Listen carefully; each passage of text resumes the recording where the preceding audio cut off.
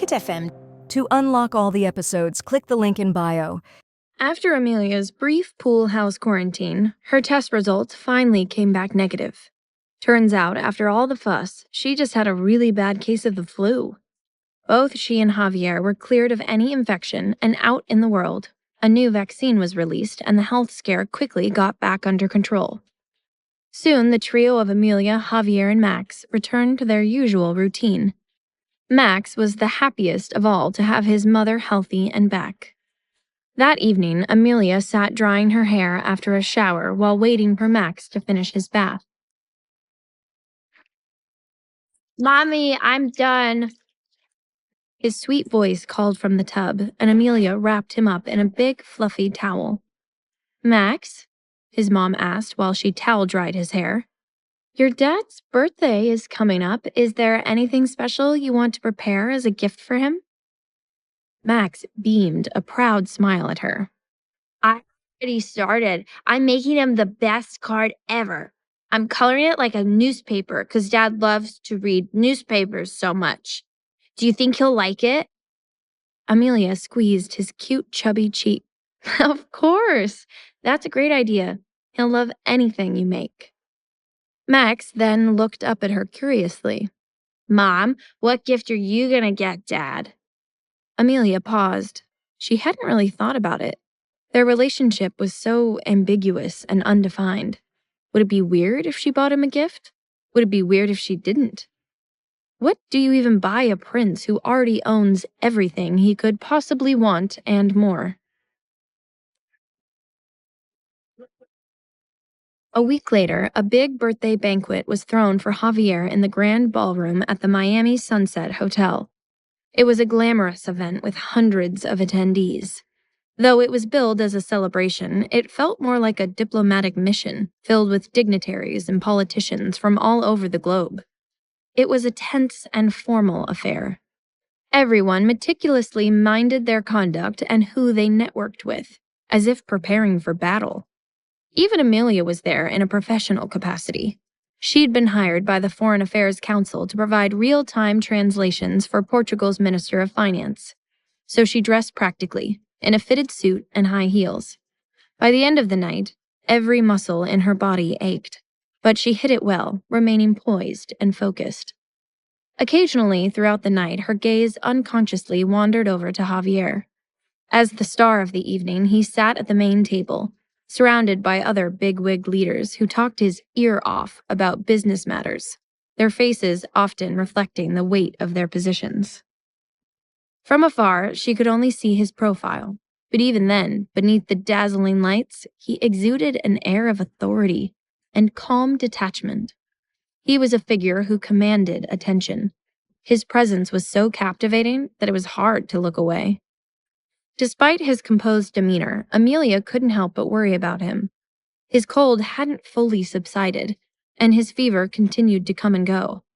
The demanding evening, coupled with his reluctance to eat while schmoozing, only heightened her concern for him.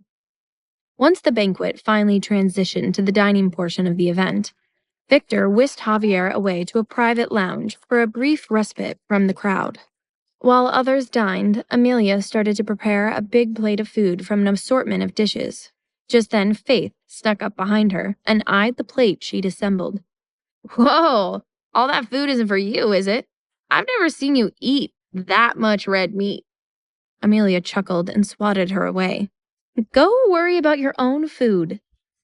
Faith suspiciously eyed her friend, teasing. "You're making that plate for Javier, aren't you?" She was. Guilty as charged, Amelia stuck her tongue out at her nosy friend and then slipped out unnoticed, carrying the plate upstairs toward the private lounge.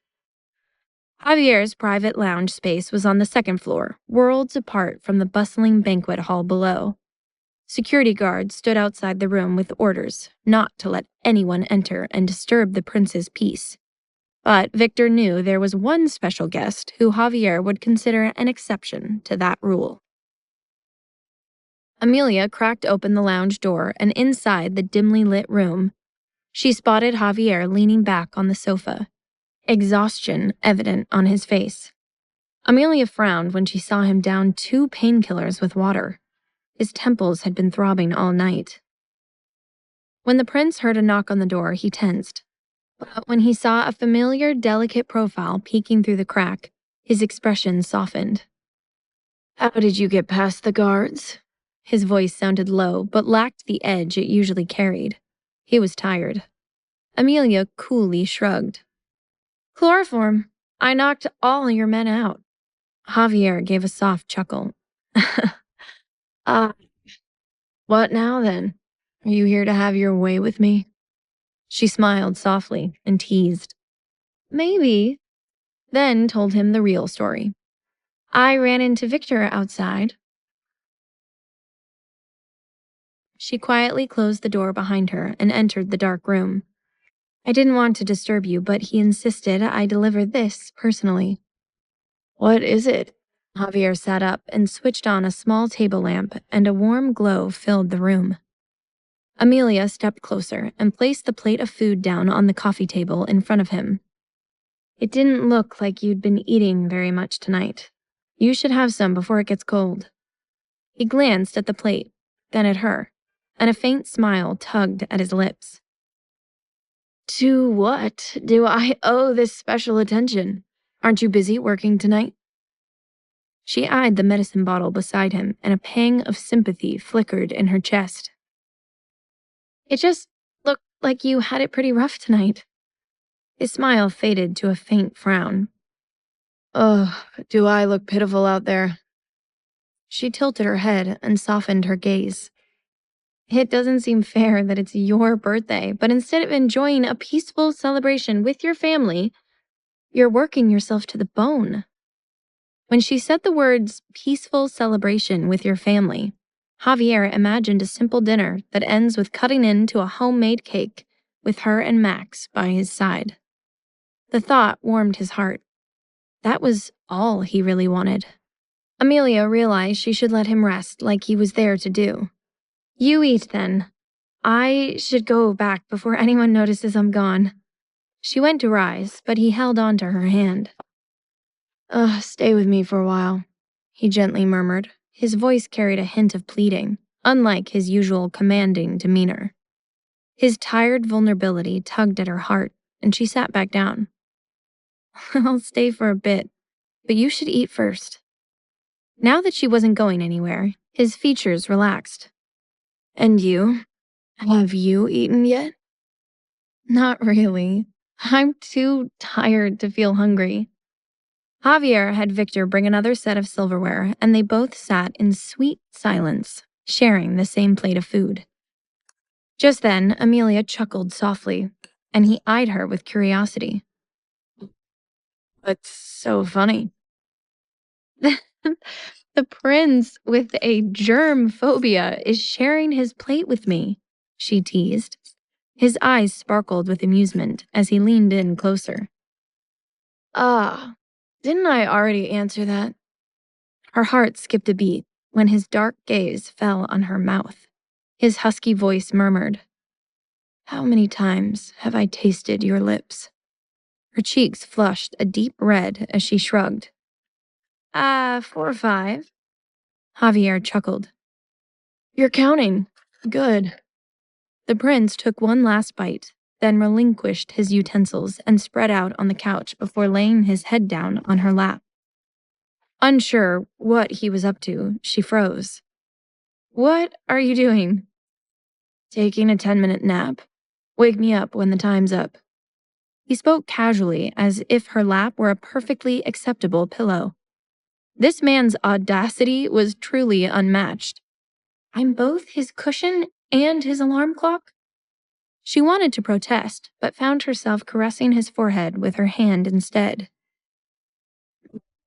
"My head hurts," he murmured. His voice was laced with fatigue. "I'll massage it for you," she offered softly, and her fingers gently kneaded his temples. Under her soothing touch, the tension in his face eased, and in less than a minute, Javier fell into a deep, peaceful sleep. It was a sweet sight. It must be lonely at the top, she thought. The higher he stood, the greater the burdens and responsibilities he carried. She picked up the coat he had left on the sofa and carefully draped it over him. In his sleep, Javier caught her hand and pressed it to his chest.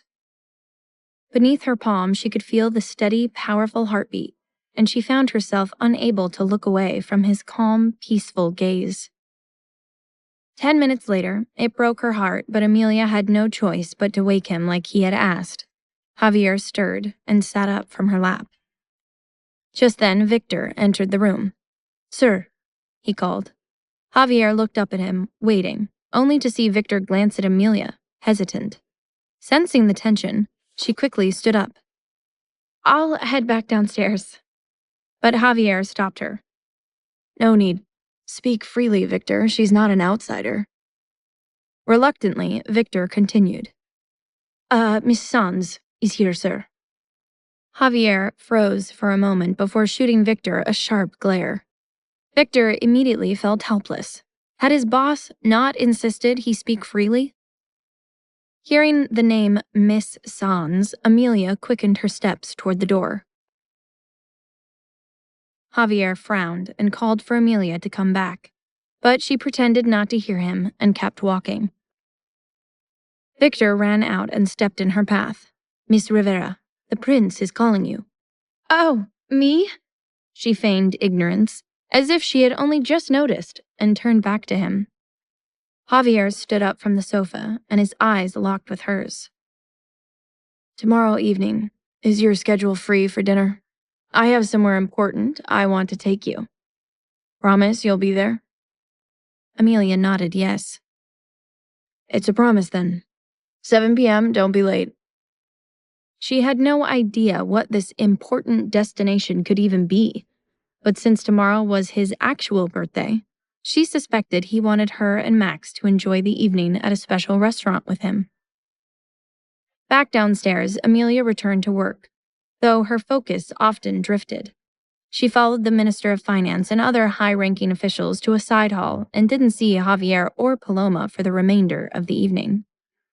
During a brief break, Amelia stepped onto the balcony for some fresh air and unexpectedly ran into Charles, who was also working the event that night. They both shared tentative smiles before Charles finally spoke. "I was hoping to run into you tonight. Listen, Ames, Sophie confessed to me about faking the pregnancy." He chuckled bitterly. That's still kind of a crazy thing to say out loud." Amelia looked at him with pained sympathy. "I'm sorry she lied to you like that. Charles, you didn't deserve it." He nodded sadly. "We're not together anymore, obviously. Sophie and I are done, forever. We really didn't belong together to begin with." Charles took a step closer, and she could smell his cologne. "I wanted to let you know that, and to thank you, Ames. I know you and somehow the prince played a part in making Sophie come clean to me. You literally saved my life there." Amelia gazed up at him. "Of course. You shouldn't have had to go through any of that." Charles reached out and lightly took her hand. "Would it be too presumptuous of me to ask for a slow dance?" To find out what happens next, download the Pocket FM app in the next minute to get free access to all episodes of The Royal Accident for free. Pocket FM. To unlock all the episodes, click the link in bio.